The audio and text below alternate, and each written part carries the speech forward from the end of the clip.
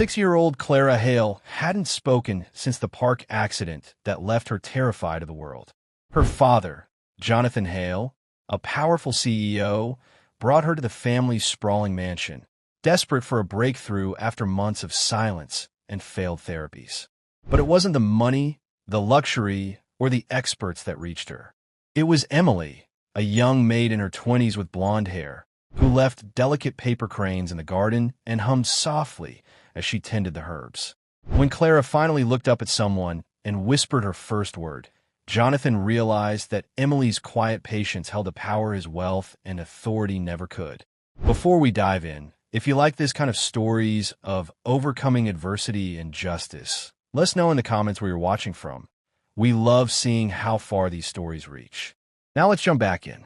Enjoy the story. The mansion was silent, except for the faintest hum of a young maid and the tiny, terrified voice of a 6-year-old girl that hadn't been heard in months. The car door clicked shut with a heavy finality.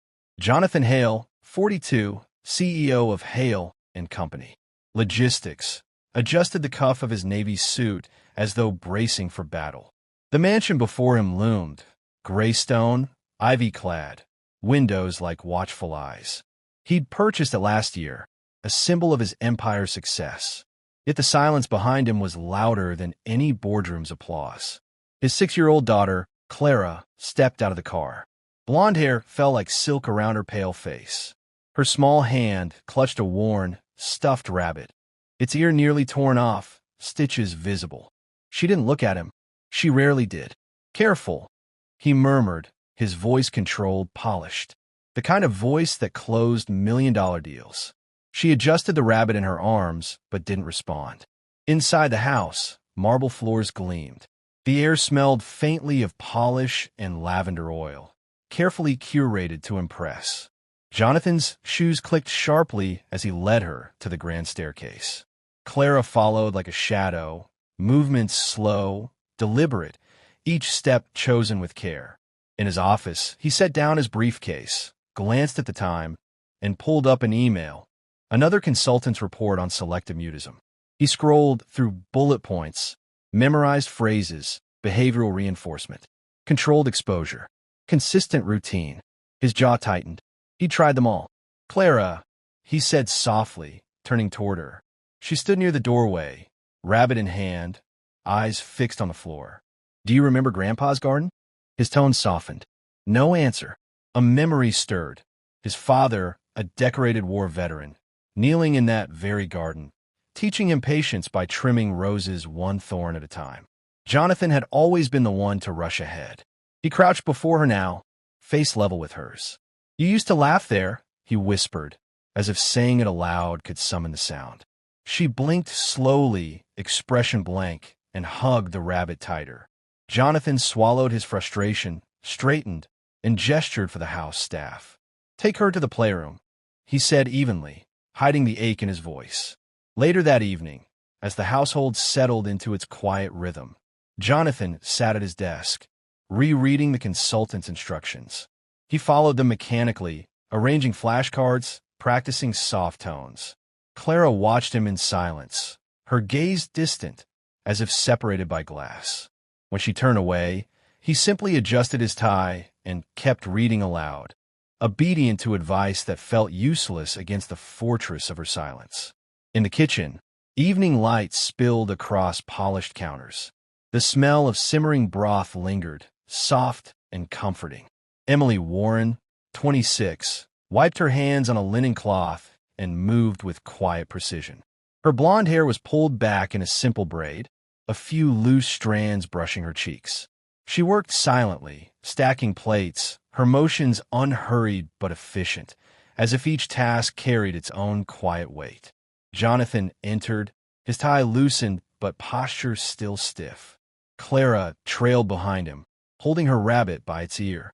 "Dinner soon?" he asked. His voice carried authority even when softened. "Yes, sir," Emily replied, her tone calm. She placed silverware on the table with deliberate care. Jonathan barely glanced at her, his attention fixed on Clara's unmoving expression. "Sit here," he instructed, guiding his daughter to a chair. Clara obeyed, her gaze fixed on the rabbit's threadbare face. Emily knelt slightly to meet Clara's eyes. "Would your friend like a seat too?" she asked, nodding toward the stuffed rabbit. Her voice was gentle, without pity. Clara blinked, startled, and slowly nodded. Emily fetched a small napkin, folding it carefully into a square seat for the rabbit. She placed it beside Clara's plate. Jonathan watched, a faint crease forming on his brow. "Thank you," he said curtly. Emily only smiled politely and returned to her work, her hands steady as she ladled soup. She moved like someone used to going unnoticed, but carried herself with quiet dignity. As they ate, Clara traced the edge of the napkin seat with her small fingers, her shoulders slightly less tense. Jonathan noted it, but said nothing. After clearing dishes, Emily paused near the doorway, observing Clara's stillness with a softness in her gaze. "She listens more than she speaks," she murmured almost to herself, not expecting an answer. Jonathan looked up sharply. "Excuse me." Emily straightened. Children notice things adults overlook. Sometimes they wait until it's safe to answer. Jonathan's expression hardened. "She doesn't talk." The words came out clipped, final. Emily met his gaze, unflinching but kind. Silence has its own language. For a moment, Jonathan said nothing. He adjusted his cufflinks instead, retreating behind habit. Emily gathered her tray, offered a polite nod, and slipped out, her soft words lingering behind her like a whisper he couldn't quite dismiss. Jonathan's phone buzzed with a sharp vibration that shattered the quiet dining room. He snatched it from the table. "Hail," he answered, voice clipped.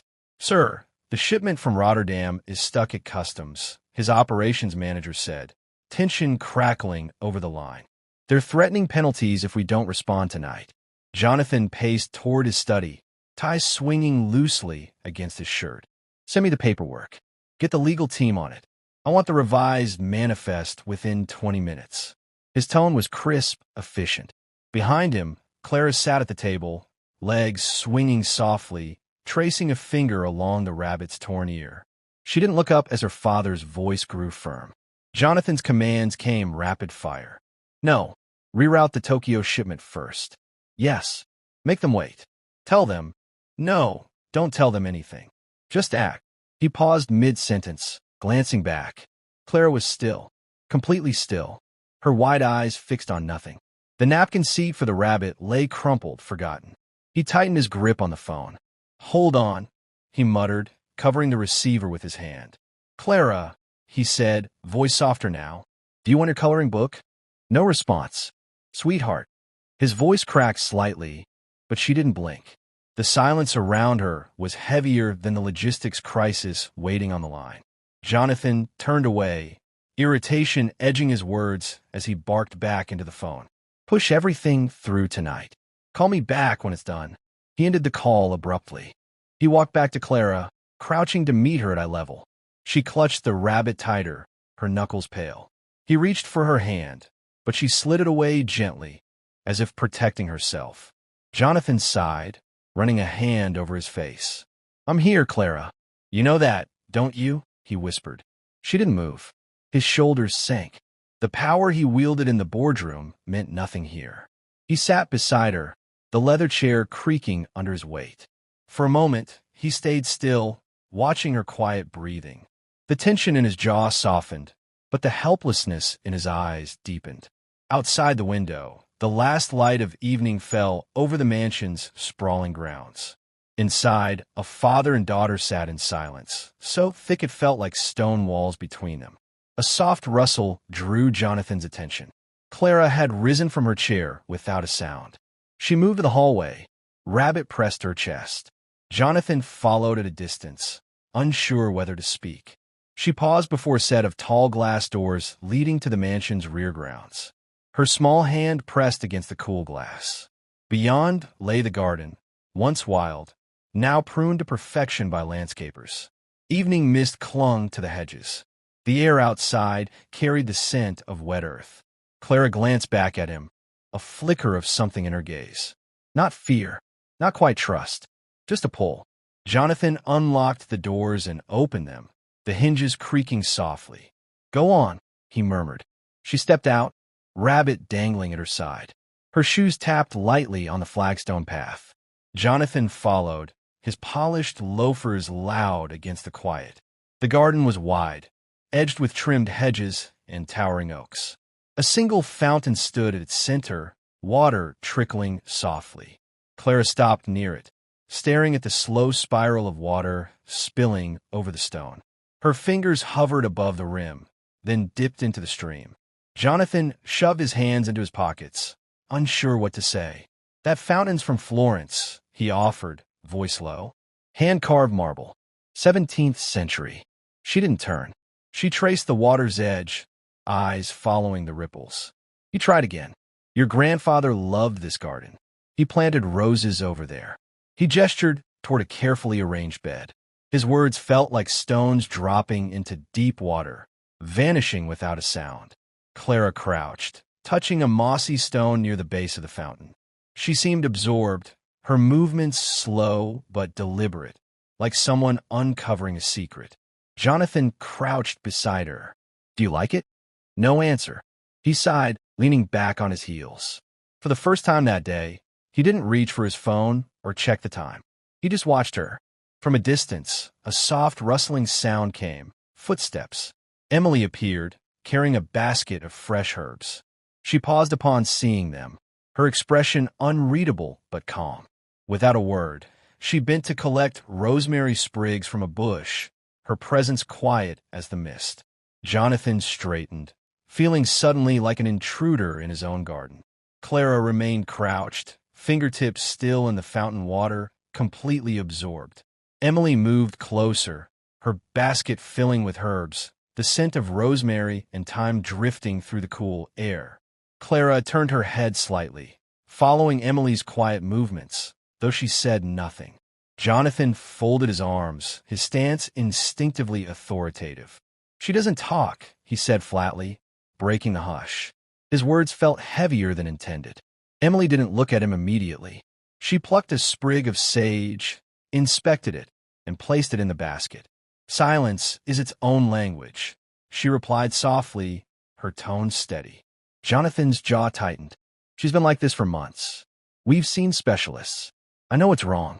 Emily finally met his gaze. Her blue eyes held no defiance, only calm. "Maybe she's not broken," she said. "Maybe she's waiting." Jonathan's brow furrowed.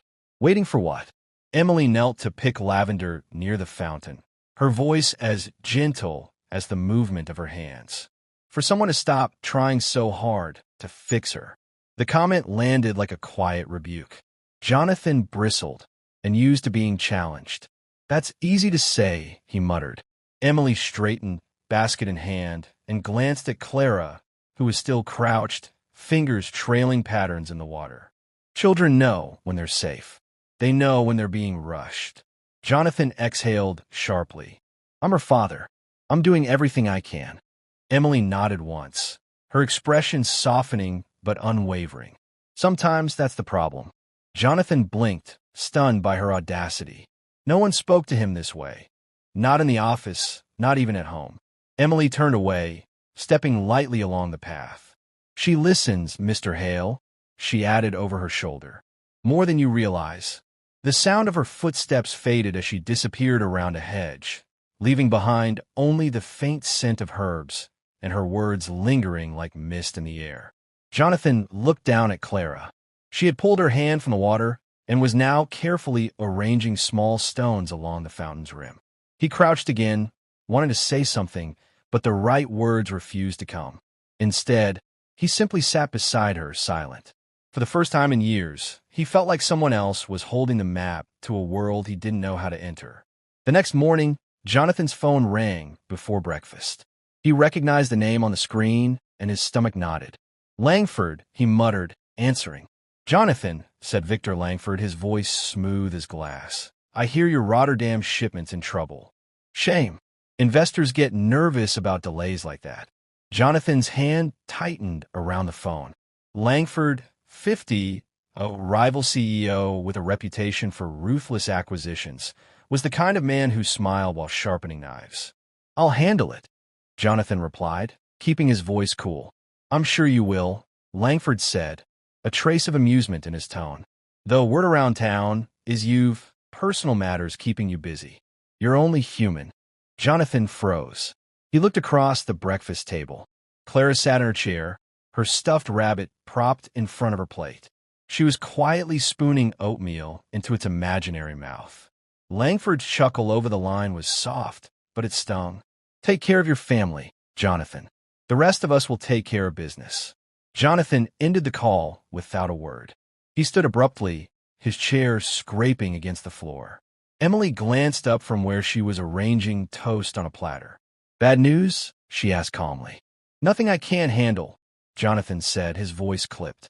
He straightened his tie, every movement precise. Emily studied him for a beat, but said nothing. Clara continued her quiet play, unaware or pretending not to notice, the tension filling the room. Jonathan pulled out his phone again, sending rapid-fire messages to his legal team. Langford's making moves. Contain him. Watch for hostile acquisitions. His fingers moved fast, his jaw tight. But as he typed, his gaze flicked back to Clara. She was humming softly, a sound so faint it could almost be imagined. She looked at her rabbit with care, adjusting its crooked ear. Jonathan's shoulders stiffened. He slipped the phone back into his pocket. Emily, watch her today, he said briskly. Emily nodded once. Of course. I'll be in the office. He strode out of the dining room, already planning counterattacks. Yet even as he dialed his CFO, he couldn't shake Langford's insinuation. Someone out there knew his daughter's silence wasn't just a family secret. Emily slipped into the staff quarters during a lull in the morning bustle. The small room smelled faintly of detergent and brewed tea, a sharp contrast to the mansion's polished grandeur. A kettle whistled softly on the counter as she hung her apron over a chair. Long night? Asked Mrs. Potter, the head housekeeper, her gray hair pinned neatly back. She poured tea into 2 mugs without waiting for an answer. Emily offered a small smile. You could say that. Mrs. Potter handed her a mug and lowered herself into a chair with the ease of long habit. That little girl, she said gently, quiet as snowfall. Emily wrapped her hands around the warm mug, her gaze drifting to the window overlooking the garden. She's not empty, Emily murmured. She's listening. Mrs. Potter studied her with interest. You sound like a teacher again. Emily's lips curved into a faint smile. Used to be. Mrs. Potter raised her brows. Used to be. Emily's fingers tightened on the mug. Before everything. Her voice was calm, but her eyes darkened. It wasn't for me anymore. Mrs. Potter didn't pry. She only nodded, sipping her tea, her silence a form of respect. A bell rang softly in the hallway, calling the staff back to duty. Emily rose, tucking a stray strand of blonde hair behind her ear. As she passed the kitchen, she noticed a small boy, one of the gardener's sons, standing by the back door, holding a scraped knee and biting his lip to keep from crying. Emily crouched before him without hesitation. What happened? He sniffled, showing her the small wound. She retrieved a bandage and knelt, her movements gentle and unhurried. You're brave, she said softly as she patched him up.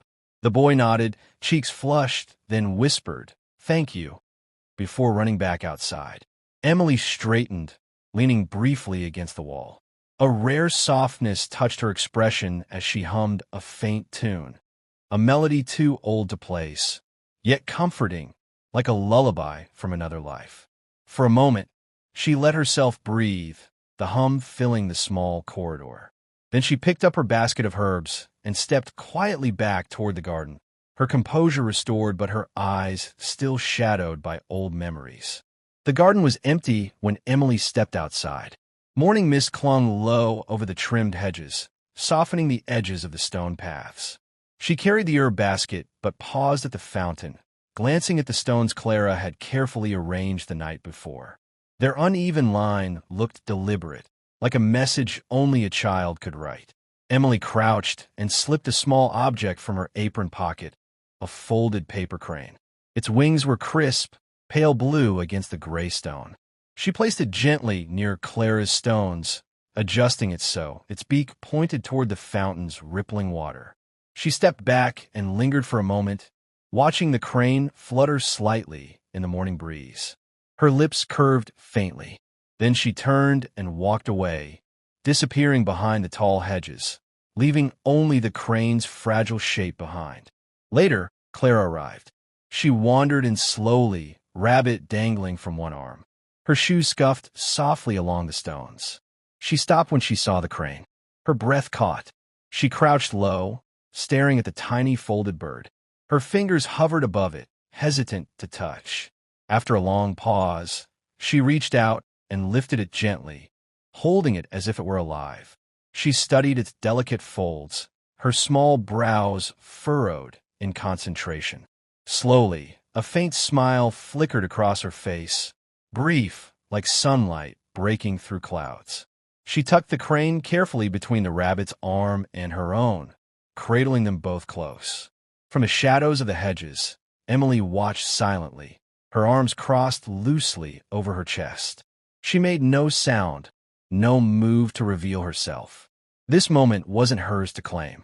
Clara wandered further along the fountain, still holding the crane. She traced the moss on the stone edge, humming softly, just a single note, barely audible. Later that evening, Jonathan noticed the paper crane. It was on Clara's nightstand, propped carefully against the lamp. He frowned, picking it up. "Where did this come from?" he asked. Clara sat cross-legged on her bed, hugging her rabbit. She didn't answer. She only reached for the crane, taking it gently from his hand. Jonathan studied her for a moment, puzzled. He set it back down, his fingers brushing its delicate wings. Something was happening, but he couldn't name it. The lobby of Hale and Company gleamed under fluorescent lights. Jonathan stepped in, briefcase in hand, heading toward his office. His phone vibrated, a message from Langford, in town. "Let's meet." Minutes later, Victor Langford appeared, leaning casually against the reception desk. His tailored suit and polished shoes made him look untouchable. His smile was thin, calculating. "Jonathan," he said, voice warm, almost friendly. "I didn't expect to see you here so early." Jonathan's jaw tightened. "Langford." Langford's gaze flicked toward Clara, who was quietly sitting with her rabbit in a corner. "And this must be the little one keeping you occupied." He paused, letting the words hang. "I hear she's selective with her company." Jonathan's face remained neutral, but inside, anger simmered. He clenched his fists. "I thought perhaps a meeting over coffee would do," Langford continued, stepping closer. "It's always easier to discuss business when personal matters aren't pressing." Jonathan's teeth ground together. He kept his tone even. "We're not here to discuss my family." Langford smiled faintly, leaning back against the desk. "Of course, but people notice. Investors notice. Stability is reassuring." Jonathan's gaze darted to Clara. She was carefully straightening the rabbit's ear, oblivious to the tension. Her small presence was a silent accusation. Langford lowered his voice, a final, sharp barb. "It's impressive, though, how you balance it all. Most men in your position, they crumble when their children demand attention." Jonathan felt the words sting more than any financial threat. He wanted to speak, to defend, but the right words dissolved in his throat. Langford straightened, brushing imaginary dust from his sleeve. "Well, I'll leave you to it, Jonathan. Enjoy your morning together." He walked away, every step deliberate. The words lingered, heavy and precise, an invisible knife aimed at the heart of Jonathan's private world. Jonathan stood frozen, watching Langford leave. Clara's eyes briefly met his. She said nothing, but her small hand pressed the rabbit closer. The lobby felt colder. The challenge had been made. Jonathan knew Langford wasn't just threatening business. He had glimpsed the fragile, silent corner of Jonathan's life, and he intended to use it. The next morning, the mansion was quieter than usual. Mist clung to the garden paths, and Clara led Jonathan silently toward the fountain. Emily followed a few steps behind, carrying her basket of herbs. Jonathan glanced at his watch. Ignore it, he thought, slipping the device into his pocket. Today wasn't about schedules. Emily crouched near the fountain, placing a small sprig of rosemary in the water, letting it float. She began speaking softly, her words not directed at anyone in particular. "Once, There was a bird that forgot how to sing, she said. Her voice was calm, steady, carrying over the gentle trickle of the fountain. It watched the wind and the leaves, and though it didn't chirp, it learned to listen. One day, it tried to hum, and the forest remembered it. Clara's eyes widened slightly, following the floating rosemary. Her fingers hovered, almost touching the water, then retreated. Jonathan watched, skeptical. A story for a child? He muttered under his breath. Emily glanced at him, but didn't break the rhythm of her voice. Stories aren't just for children. Sometimes, they remind us what we've forgotten, that even silence has meaning. Clara leaned closer to the fountain. She dipped her small fingers in the water, watching ripples distort the rosemary sprig. Her lips moved slightly, just the faintest sound, a soft hum barely audible. Jonathan froze. He frowned. Is she reacting? Emily continued, serene. The bird waited for the right moment, not because it was weak, but because the forest was patient. Clara's hum grew a fraction louder, a note of curiosity threading through it. She looked at Emily, then down at the floating rosemary, and back again. Jonathan sighed, leaning against the stone edge of the fountain. Fairy tale, he muttered, but his tone lacked conviction. Emily smiled faintly, eyes soft. Sometimes, Mr. Hale, fairy tales are the first language a soul can trust. For a moment, the only sound in the garden was the fountain's trickle, Clara's delicate hum, and the soft rustle of herbs in Emily's basket. A subtle shift had begun. Jonathan's phone vibrated violently in his pocket. He pulled it out, face tightening as he read the message. Langford is moving fast. Sabotage in process. Immediate action required. He left the garden without a word, the hum of Clara's attempt at sound fading behind him. Emily followed, silently understanding he needed space. In the office, chaos had already begun. Staff moved quickly, shuffling papers and whispering under their breaths. Screens flashed warnings, shipment errors, contract breaches, and a mounting investor panic. Jonathan grabbed the phone. Status on Rotterdam? His voice snapped through the line, precise, commanding. Sir, they've blocked the release. Langford's team. I don't want excuses. I want solutions. Now. His hands clenched the edge of the desk. The office door burst open. Langford himself had arrived, casually leaning against the frame, a faint smirk playing on his lips. Jonathan, he said smoothly, I see the family distractions didn't keep you away from a fight. Jonathan straightened, masking the tension with corporate armor. Langford, what are you doing here? Langford's eyes flicked subtly to the side where the board monitors displayed Clara's school photo, a small detail Jonathan hadn't noticed anyone could see. Merely admiring your multitasking skills. Balancing personal and professional matters is a challenge, I hear. Jonathan's colleagues exchanged glances. The thinly veiled jab about his daughter landed in a room already tense with business chaos. Langford stepped forward. I imagine it's difficult to appear stable when the people you care about most are delicate. His voice was smooth but cutting, crafted to humiliate without raising a hand. Jonathan felt heat rising, a mixture of professional fury and paternal fear. He could handle hostile acquisitions, shipping crises, and investor outrage. But this was personal. Langford turned and moved closer to the screens. Perhaps we should discuss the project's failure in front of your team. Everyone deserves to see how distractions affect leadership. Jonathan's knuckles whitened around the edge of his desk. He opened his mouth, ready to respond, but the words died as Langford's presence loomed, a reminder of both professional threat and personal vulnerability. The office felt smaller, the walls pressing in. The battle Jonathan usually won with intellect alone suddenly felt impossible.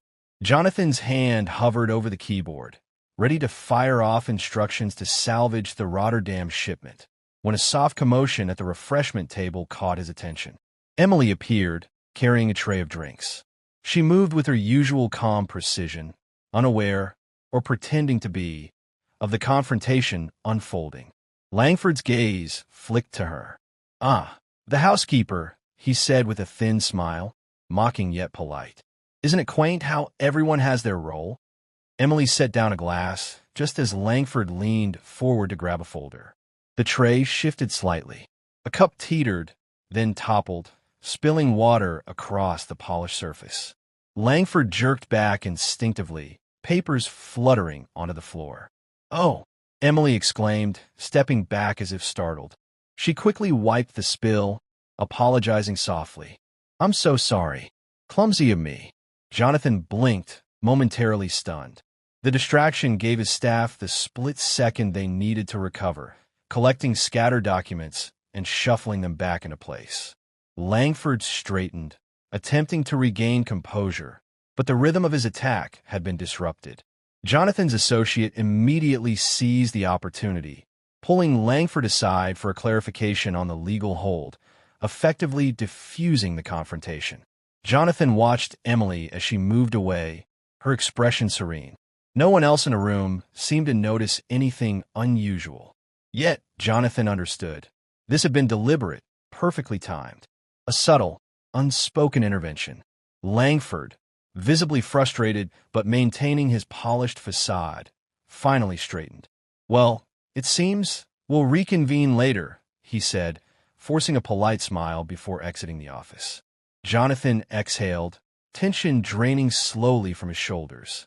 He approached Emily, who met his gaze calmly. "Coincidence?" he asked quietly, almost under his breath. Emily tilted her head, a faint smile playing on her lips.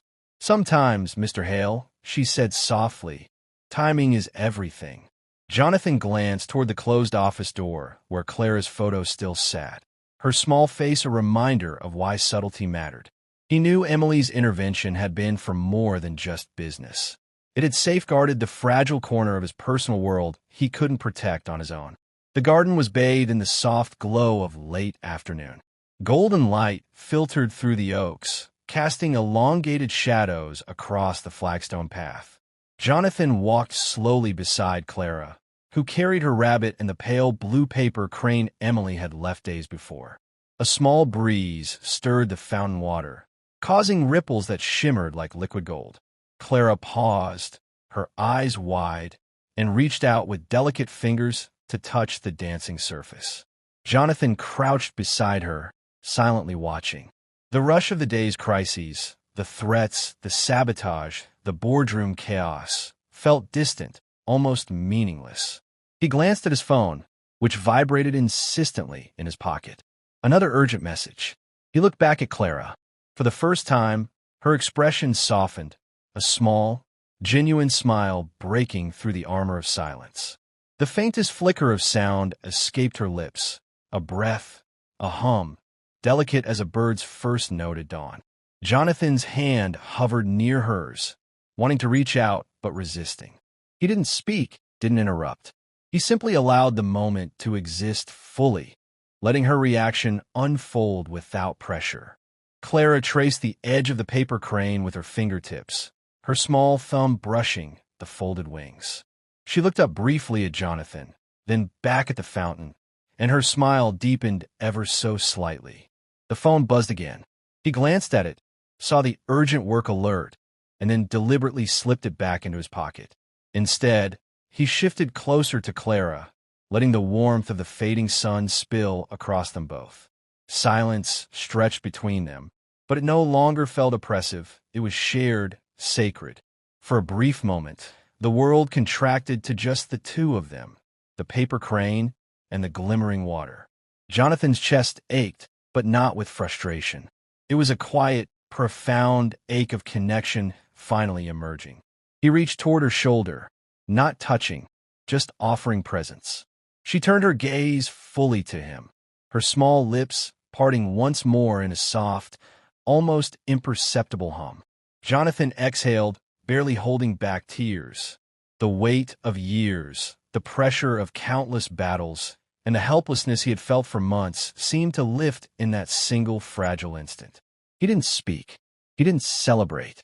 He simply shared the moment, a silent acknowledgement that something fundamental had shifted. Later that evening, Jonathan found Emily tending the herb garden. The sun had dipped lower, painting the sky in soft oranges and pinks. He approached quietly, unsure how to begin. "Emily," he said finally, voice low. I, I don't understand. How do you do it? How do you reach her? Emily paused, brushing soil from her hands. She looked up, calm but piercing.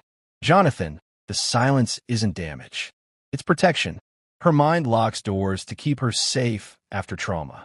Jonathan frowned. But I've tried everything, therapists, schedules, exercises. She won't respond. Emily straightened, setting a small rosemary sprig into the soil. You've been trying to force doors open. That's not the goal. The goal is to make the world outside so safe she chooses to emerge. Jonathan's shoulders sagged. So all this time, I've been doing it wrong. Emily tilted her head, studying him gently. Does she ever just see you be? Without instructions, without schedules. Jonathan blinked. The question settled in his chest, uncomfortable but undeniable. Your homework, Emily said softly, is simple. Stop trying to fix her. Just be present. Let her choose the moments she shares with you. The rest will follow. Jonathan nodded slowly, swallowing hard. The simplicity of it felt impossible. Yet beneath the weight of corporate battles, sabotage, and frustration, he understood that this was exactly what he needed to do. Emily's gaze softened. Tomorrow, no phones, no work, just the garden, the fountain, and her. Jonathan exhaled, letting the tension seep out. I'll try, he said, almost a whisper. Emily offered a faint smile. That's all she needs. And you, Jonathan, that's all any of you need. The evening breeze stirred the herbs, carrying their scent softly. Jonathan remained in the garden for a while longer, absorbing her words, letting them sink. For the first time, he felt a pathway forward, a chance to truly be present for Clara, not as a CEO or problem solver, but as her father. The next morning, sunlight poured across the garden, golden and warm. Clara stood near the fountain, rabbit in one arm, the pale blue paper crane balanced carefully on the other. Jonathan remained close, hands loosely at his sides, resisting the urge to organize, instruct, or correct. Emily knelt nearby, arranging a few herbs in the soil, humming softly. Her presence was steady, non-intrusive. The world outside, the threats, Langford's provocations, the endless boardroom crises, was gone. For this moment, only the garden existed. Clara's eyes tracked the sunlight on the fountain, catching a droplet as it spilled over the edge. She bent low, fingers brushing the rippling water. Jonathan stood still, holding his breath. Then, something miraculous happened. Clara's lips parted. A single word, clear and deliberate. Daddy. Jonathan's chest tightened, tears brimming, unbidden. The sound was fragile, fleeting, yet it shattered every barrier he had felt between them. He moved closer, but cautiously, not wanting to overwhelm her. Yes, sweetheart, he whispered, voice trembling. Clara repeated it softly, a tentative echo, then touched his hand with hers, gripping only briefly. The connection was immediate, electric, yet delicate. No dramatic gestures, no shouting of joy, just the quiet acknowledgement of a bond finally spoken aloud. Emily watched from a few feet away, her hands still in the soil, her eyes reflecting a mix of pride and relief. She didn't intervene, letting the moment breathe. Jonathan knelt to meet Clara's gaze, heart pounding. I'm here, he said softly. I've always been here. Clara's small fingers pressed against his hand again. She didn't pull away. She didn't speak another word yet. That one word, Daddy, was enough. Enough to bridge months of silence, fear, and guarded distance. Jonathan exhaled slowly, tears sliding down his cheeks, unashamed. The breakthrough wasn't loud. It wasn't a spectacle, but it was real, and it was theirs. For the first time in what felt like forever, Jonathan and Clara simply shared the moment, side by side, the paper crane floating gently in the fountain between them. A few days later, the garden had become their quiet ritual. Clara wandered among the herbs and stones, rabbit and crane in hand, while Jonathan lingered nearby, phone forgotten, briefcase untouched. Emily moved between them, lightly tending plants, offering guidance only when asked. Her presence was a bridge, steady, calm, non-intrusive. Clara knelt by the fountain, tracing the ripples in the water with her small fingers. "Emily," she said softly, her voice carrying the name clearly for the first time. Jonathan froze, heart pounding. His old instinct rose immediately. Record this. Capture this moment. Don't let it slip. He opened his mouth to speak. Emily shook her head gently. Let this moment be hers. Not a file, she said softly, her gaze unwavering. Jonathan paused, then lowered his hands. The wisdom in her words sank in, cutting through years of habitual control. He simply watched, allowing Clara to choose how to engage with the world. Clara looked up at Jonathan briefly, then back at the fountain, and began speaking in small, fragmented phrases. Words she had kept locked away started to emerge naturally. Jonathan's chest swelled, not with triumph, but with awe. He realized that presence, not authority, had opened the door. Later, as the sun dipped behind the oaks, Clara finally spoke about the accident that had silenced her. The moment she had fallen in the park, the panic that followed, and the fear of being unheard. Her words were halting, but each one carried relief. Jonathan listened, never interrupting, holding her hand in quiet support. When she finished, he made a simple choice. He canceled all meetings for the evening, setting aside work entirely. They lingered in the garden, Emily nearby, but unobtrusive. The three of them shared the fading light, the hum of the fountain, and the newfound rhythm of trust. The breakthrough was no longer a single word. It was the ongoing, fragile, but undeniable flow of connection. In a dimly lit office across town, Victor Langford leaned back in a leather chair, the city lights reflecting coldly off the glass behind him.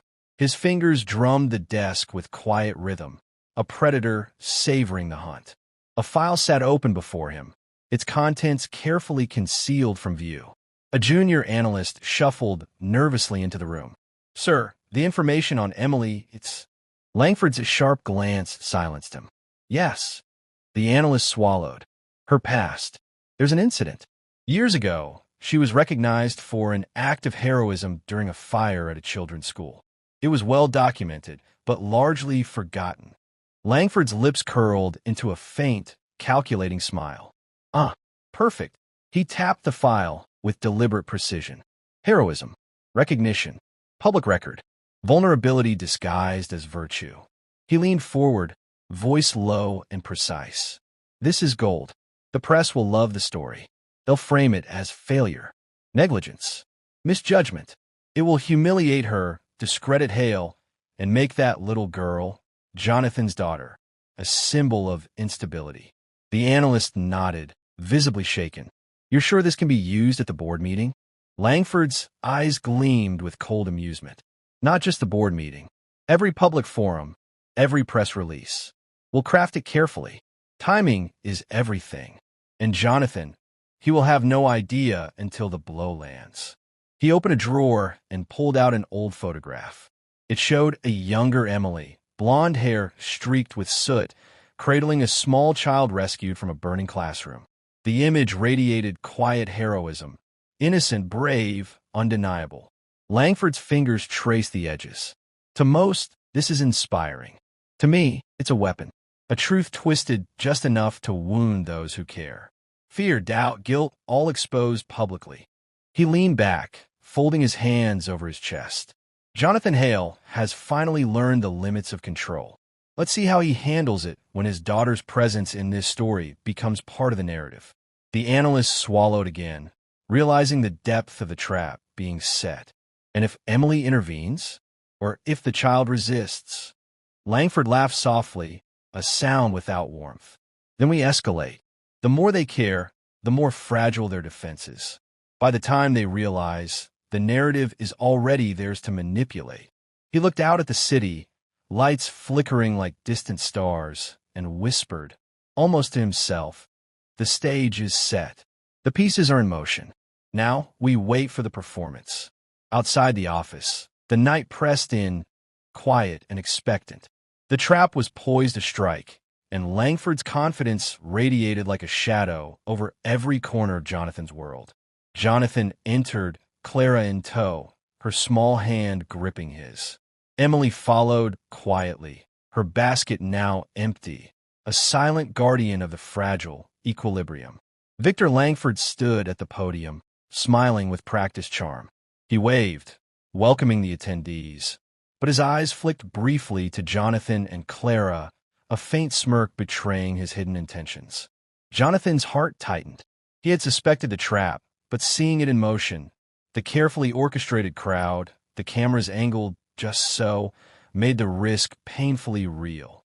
Langford began, voice smooth. Ladies and gentlemen, welcome. Tonight, we celebrate achievements in our field. Yet it is impossible to ignore the human elements behind success. Jonathan shifted slightly, protective instinct flaring as Clara clutched her rabbit tighter. Emily's gaze remained steady on the child, ready to intervene silently if necessary. Langford clicked a remote. The large screen behind him flickered to life. There, in full view of every guest, was an old photograph of Emily. Blonde hair streaked with soot, holding a rescued child. A caption implied recklessness in her past, careless heroism, irresponsible risk. The murmurs began immediately, a ripple through the crowd. Jonathan's jaw clenched, anger and fear battling. He glanced at Clara, who looked puzzled, eyes wide at the sudden attention. Langford leaned forward, voice silky, venomous. And in the same vein, Mr. Hale's personal world intersects with this story. One cannot lead a company and manage personal vulnerabilities without consequences. Stability is a delicate balance. Jonathan's hands tightened on Clara's shoulders. He felt the weight of every gaze, every camera aimed at them. The room, intended as a stage for praise, had become a trap, a performance designed to humiliate and destabilize. Emily stepped slightly forward, ready, but Jonathan placed a calming hand on her arm. He could feel the tension radiating from every corner. The carefully planted whispers meant to undermine him and exploit the child's presence. Langford's smile widened. So, tonight, we examine the choices we make. Every action has consequences. Every silence speaks volumes. And some truths, he paused, letting the words hang like a knife, are not always convenient. The screen glitched slightly, the image lingering, and Jonathan realized the moment was on the brink, poised to break, to overwhelm. Yet somewhere in the room, hidden from the crowd, a subtle shift had already begun. Jonathan felt every heartbeat reverberate in his chest, the tension stretching tight like a bowstring. Then, quietly, a figure stepped forward from the back of the room. Emily. Her hands were clean, her posture steady, her eyes unwavering. She approached the podium with calm dignity, unnoticed at first by most. "May I speak?" she said, voice soft but commanding. The crowd's murmur hushed, drawn inexplicably to her presence. Langford's eyes narrowed, a flicker of irritation crossing his smooth facade. "Excuse me." Emily ignored him. She held the microphone with steady hands. "This photograph shows a moment of courage. A child saved, lives preserved. Any claim of negligence is false. It is a testament to dedication and bravery." Her words were precise, factual, and unassailable. She didn't raise her voice, didn't plead. She simply presented truth. Murmurs shifted from curiosity to admiration. From the side of the room, a man stepped forward, one of the children Emily had rescued years ago. He nodded toward the photograph. "She saved me, and many others. That is the truth." Langford's smile faltered. He opened his mouth, but before he could spin the narrative further, a small voice pierced the tension. "Stop." All eyes turned to Clara. She stood, small and resolute, holding her rabbit tightly. Her voice, once silent and fragile, now carried across the room, clear and unwavering. The word demanded attention, not with anger, but with authority. The crowd froze. Cameras clicked, capturing the moment. Langford's smirk dissolved into stunned silence, his carefully constructed trap crumbling under the weight of truth and courage. Jonathan knelt beside Clara, eyes wide with pride, hand resting lightly on her shoulder. Emily stood beside him, serene, her expression revealing only a quiet satisfaction.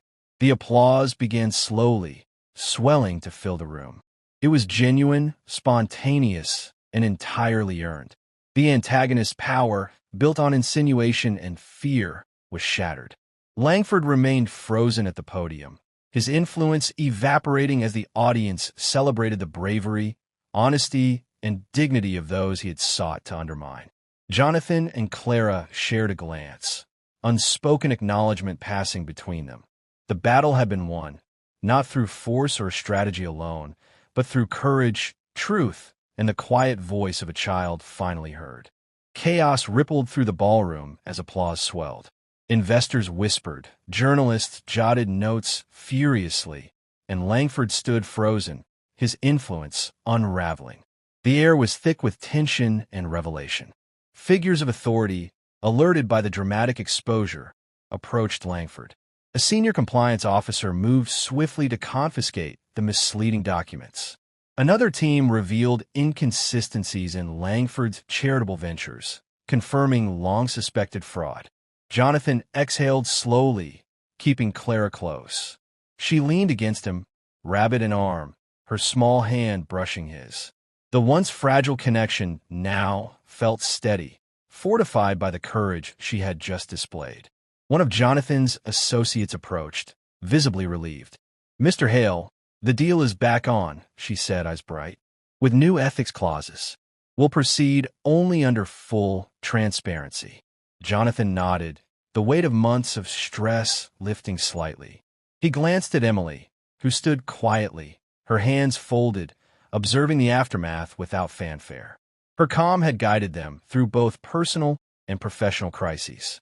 Clara's gaze wandered to the man who had testified on Emily's behalf, the child saved all those years ago. Slowly, she stepped forward, curiosity softening her usual reserve. A quiet kinship formed in the shared recognition of courage and protection.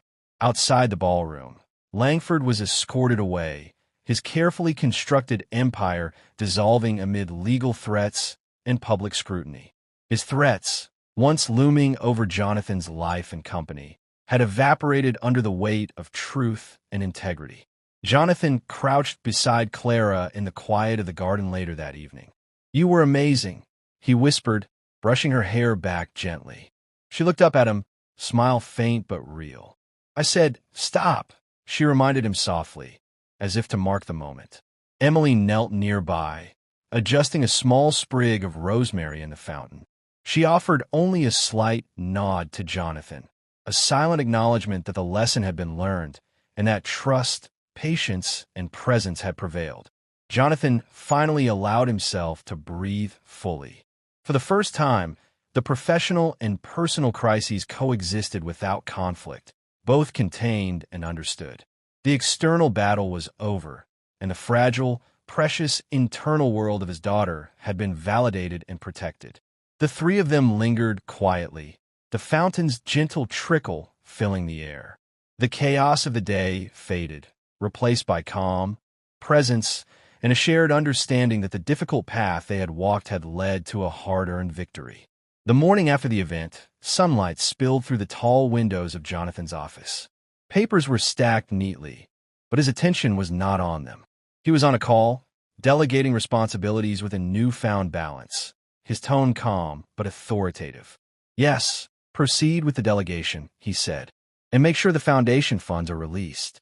Emily will oversee the children's program directly." He hung up and leaned back in his chair, fingers lightly touching the pale blue paper crane sitting on his desk, a small symbol of trust, patience, and breakthrough. The work was important, yes, but not at the expense of presence. Jonathan glanced out the window at the mansion's garden. Clara was already outside, helping a younger child navigate the stone path to the fountain. Her laugh was small, confident, and free. She held the paper crane carefully, now a shared treasure she had chosen to pass along.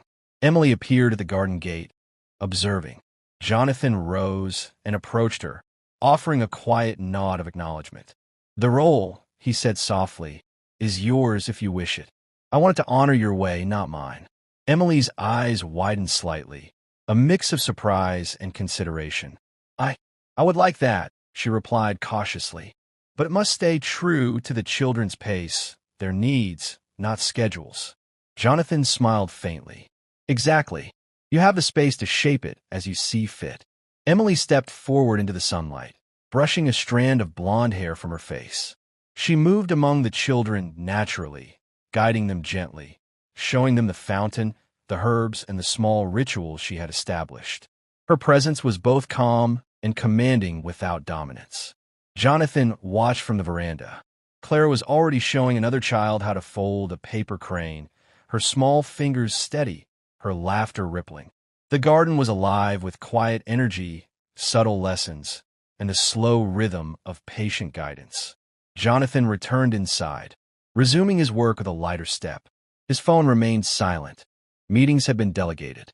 He had created a professional architecture that allowed focus without intrusion. Through the large office window, he watched Emily and Clara together. The mentorship, the patience, the breakthroughs, they were real. The world had shifted, and in that shift, Jonathan finally understood that presence, patience, and trust were as critical as any boardroom decision. The garden thrived, the foundation was in motion, and the new roles were defined, not by power or control, but by respect, observation, and genuine care. Months later, the mansion garden was alive with gentle activity. The fountain rippled under the warm sun, flowers in full bloom, herbs fragrant in the breeze. The space had grown into a sanctuary not just for Clara, but for other children, guided carefully by Emily. Clara moved among them with confidence, teaching a small child how to fold a paper crane. Her voice was clear and calm, instructions gentle but assured. She laughed softly when a younger child made a crooked fold, then corrected it patiently, her tiny hands steady. The lessons she had absorbed from Emily now flowed naturally, unforced. Jonathan leaned against the veranda railing, observing. His posture was relaxed, shoulders no longer stiff with constant vigilance. He carried no briefcase, checked no phone. Instead, he simply watched, fully present. When Clara glanced up and smiled at him, he returned the smile, heart unburdened and quiet. Emily moved among the children like a guiding current, soft words, gentle corrections, and calm encouragement. Her presence was a subtle but constant force, teaching, observing, nurturing without dominating. She caught Jonathan's eye and offered a small nod, a silent acknowledgement of shared progress. The children explored the fountain, the stone paths, and the herb patches. Paper cranes were scattered throughout, some floating in the water, others balanced carefully on stones.